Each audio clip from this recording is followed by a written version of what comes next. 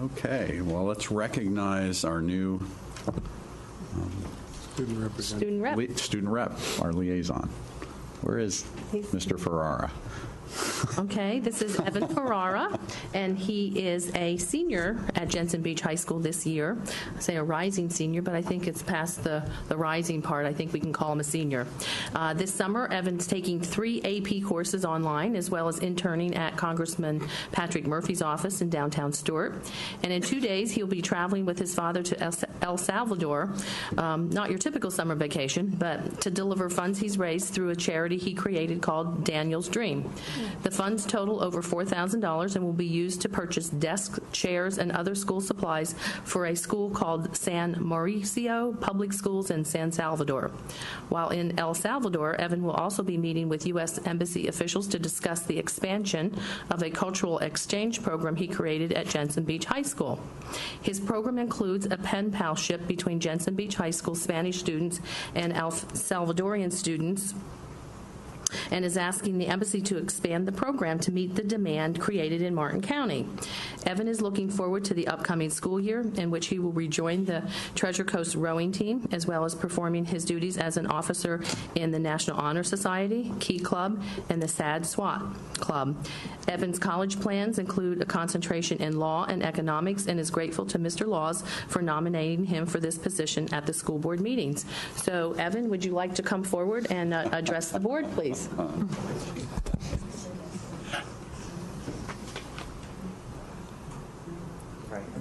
Just come right to the podium. And I don't know if any of the board members have any questions, but I certainly would. In 2 days, you're traveling to El Salvador? Yeah, 2 days. At 6 o'clock is the flight. So. Okay. Good. So now how did you make this connection with El Salvador?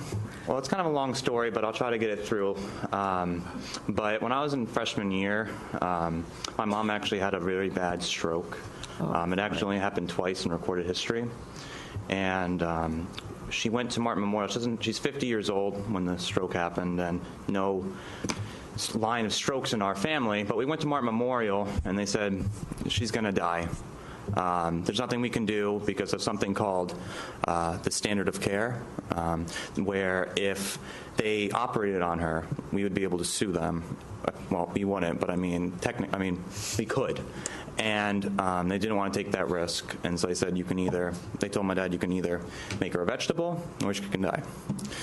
And so obviously my dad did not like either of those options, and he's like, come on, there's got to be some guy, there's got to be a doctor that's going to do this. And said, well, it's only happened twice, and one doctor's out in Europe, but there's another one, his name is Dr. Malik, and he is at St. Mary's down in West Palm. And he's a very intelligent man, but he was actually born in Iran, and St. Mary's got to them and said, come over here and we'll build you a whole wing for the stroke center. And so so when we got down there, he said, well, I'm going to treat her like if she was my mother or my sister. It's more about, the connection, saving people's lives and the money, and I'm not afraid if you guys are going to sue me.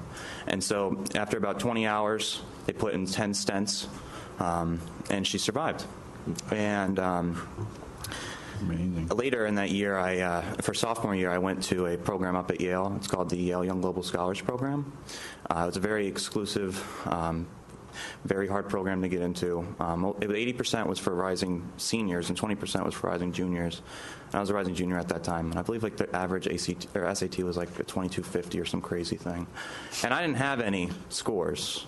But in my essay, I called it Life After BS, which was for before stroke. And I talked about my mom in there. And, I don't usually tell this whole side of it because I try to keep the separation of church and state. Okay. I'm serious. And, but I was sitting there, one of my suite mates, name was Daniel Valle. And he was an El Salvadorian student who was a rising senior. And, obviously he would tell me about all the problems down there.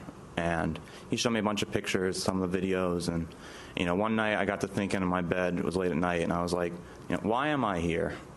I don't have any test scores. I feel like I'm the dumbest one here. And there's a reason that I got in.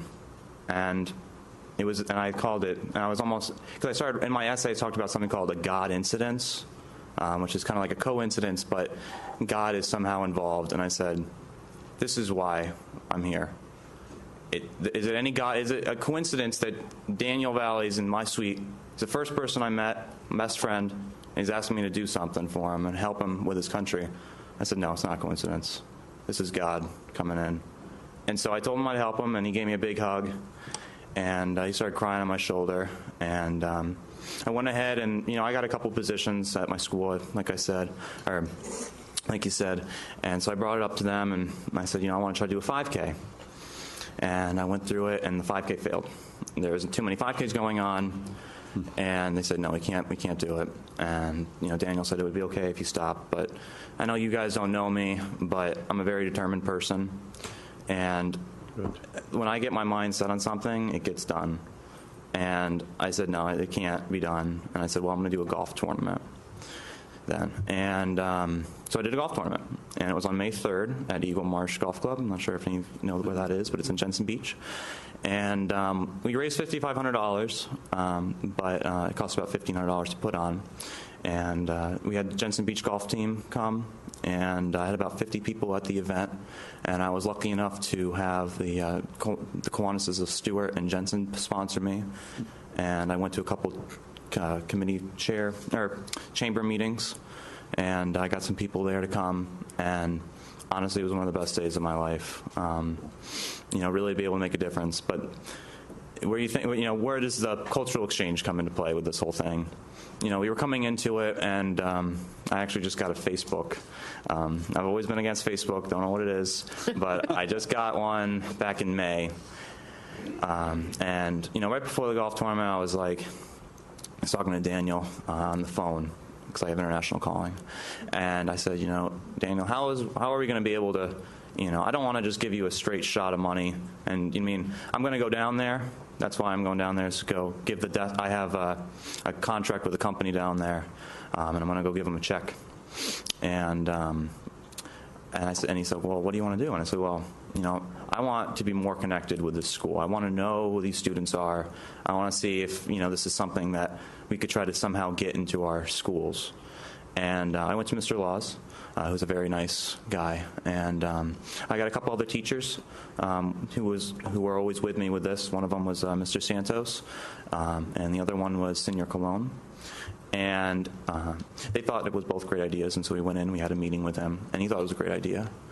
And Senor Colon said, well, what do you think about getting this the pen palship into our curriculum, where the students, and I said, well, that's a good idea. And so when Daniel came up, he brought a couple hundred letters from San Mauricio. Recently, I actually am going to go expand it to another school called American Salvadorian Cultural Center, which is another school that's founded by the U.S. Embassy.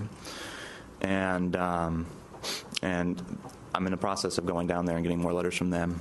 But that's where the cultural exchange is, and that's where I am right now. And it's just a great honor to be here.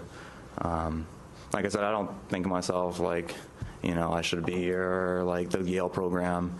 When Mr. Laws told me about this, I was like, wow, that's just great. And I'm really excited to be here. I don't know exactly what I'm supposed to be doing, but I will. You've done enough already. But I will assure. Yeah. But I will assure you guys that whatever you guys tell me to do, I'll be more than willing to take it on. I have a very busy schedule, but I've always found time to juggle things around. And always feel free to come up to me and ask me some questions after this. I don't want to take up too much of your time, because I know you guys also have very important lives. But feel free to come up to me and ask me any questions. But I'm so happy to be here. Congratulations. Congratulations. And before you leave the podium, please take your breathalyzer test.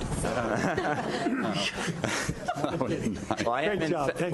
SATS was students against doing drugs and or dangerous decisions, and students working against tobacco. So I don't think that would look too good. So, Well, we're honored to have you. Thank you. Thank you very much.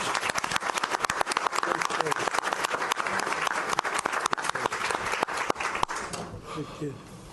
Well, good choice, Mr. Laws. Very good choice.